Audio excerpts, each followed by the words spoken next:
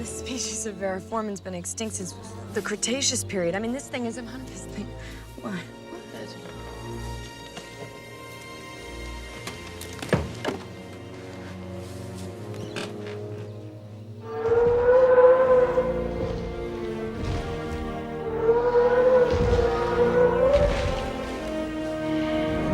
You did it. You crazy son of a bitch, you did. Oh my god, dude. So fucking dead. Jesus. So Wait, is that a fucking real dead. picture? I think that's a. So that's Jesus, is that true? that's delightful. What is that actually? That actually happened. Of course it happened. I think this is a reflection of how like just. Oh my god. Dark. We have PR Newswire and shout out timcast.com newsroom for getting me the stuff as I'm recording live. I record these segments live to tape. PR Newswire says, news provided by Twitter Inc. Twitter today announced it has entered into a definitive agreement to be acquired by an entity wholly owned by Elon Musk for $54.20 per share in cash in a transaction valued at approximately $44 billion. Upon completion of the transaction, Twitter will become a privately held company. There it is, ladies and gentlemen. I've got to tweet this out. Which will be one of the weirdest segments I've ever put up. It's done.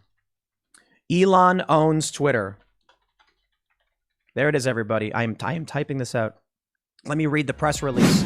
It is finally official. Elon Musk has done what he said he wanted to do. He has bought Twitter and he is going to take the company private starting immediately. Breaking. Twitter has been sold to Elon Musk and will go private after agreeing to a deal worth $44 billion. I have seen $44 billion. I've seen $45 billion floating around there as well. But we have an actual statement from Twitter. This is real and it's happening and people are going to lose their freaking minds because they. Hey yo, so it is official. Elon Musk has taken Twitter. You know, we can sing from the hilltops. There can be miracles where you believe. You know, we've been living this for a couple of weeks now, and so it is official today, and I was living it. This is the best day and a good long day in a long time right now, especially in this administration. So this is the biggest win in the culture war because of course, everything is on the left. Like this, conservatism is counterculture, right? Everything is on the left, whether it's entertainment, sports, Hollywood, music, academia, journalism, big tech, right? And corporations, everything. And so, along with big tech, Google, YouTube, Twitter. At least in Twitter, we got a foothold. We got a Normandy. You know, we got a beachhead already in this foothold in the public square.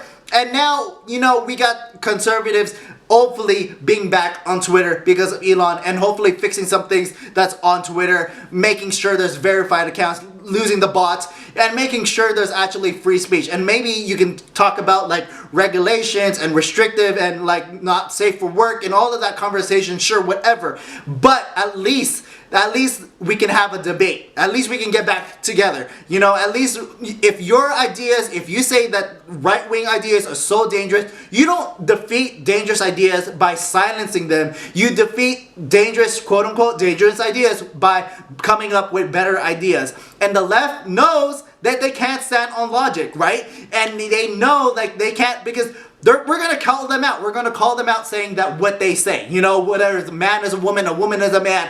How many genders, minor attracted people, groomers, all of this stuff. We'll let you talk.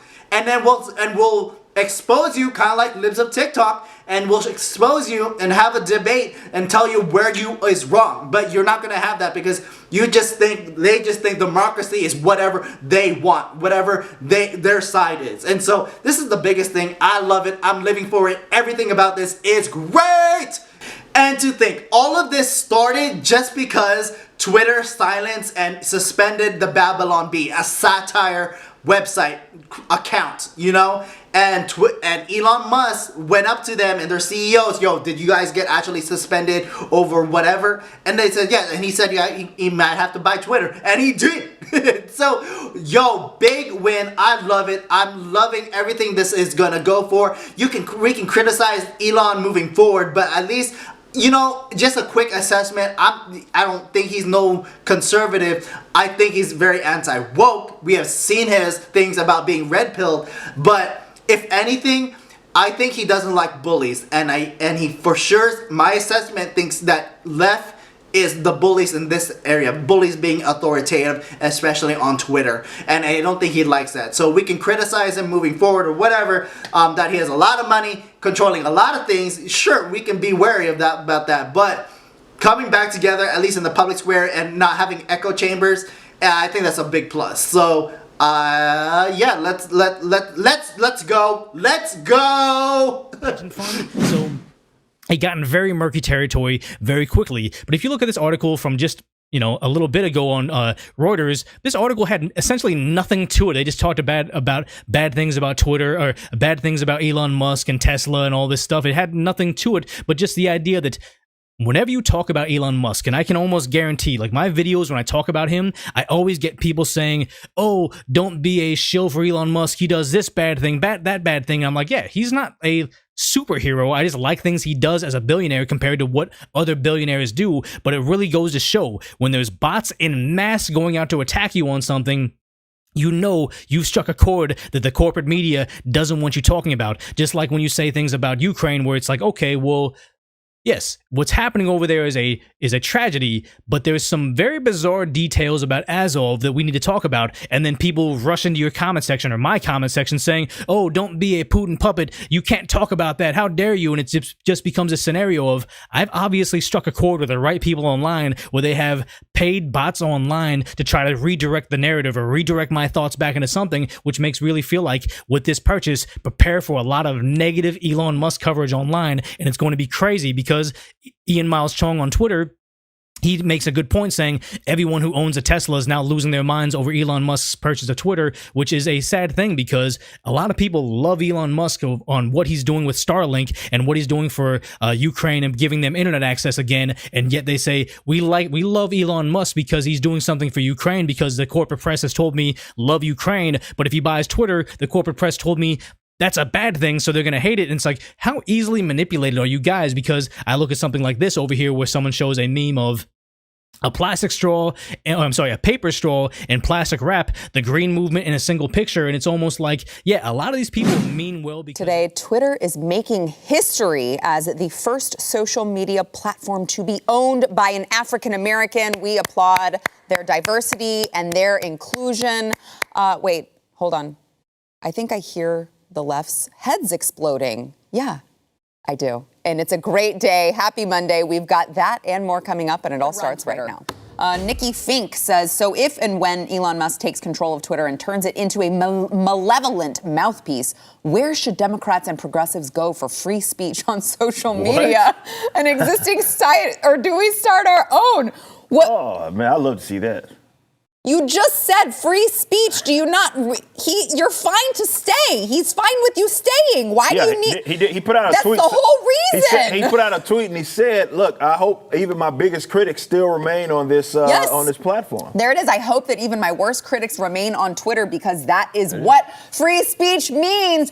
You absolute nincompoops. When an oligarch buys a communication platform to distribute right-wing propaganda, that's not democracy. That's Eric. true, and that's preferable. Yeah, John, I want to give you last word on this.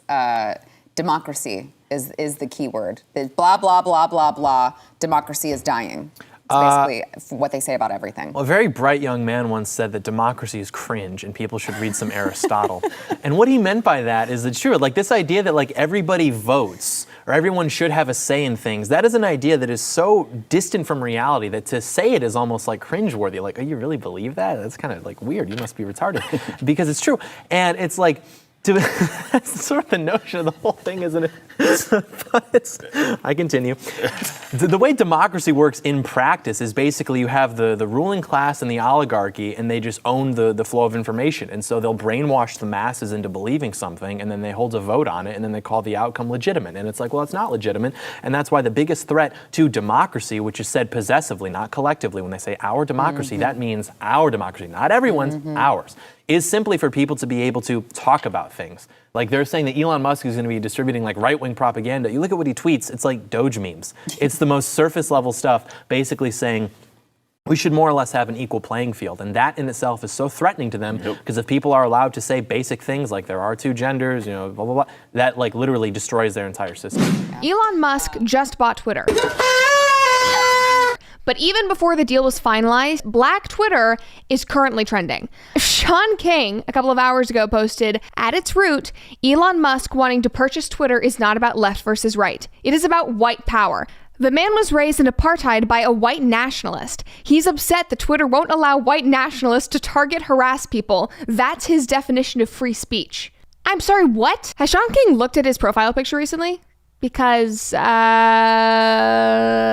RIP Black Twitter, 2008 to the day that it was purchased by an apartheid house plant. Please be more creative for my own benefit. This other blue check mark said, the fact that this musky takeover is happening before the primary elections, though.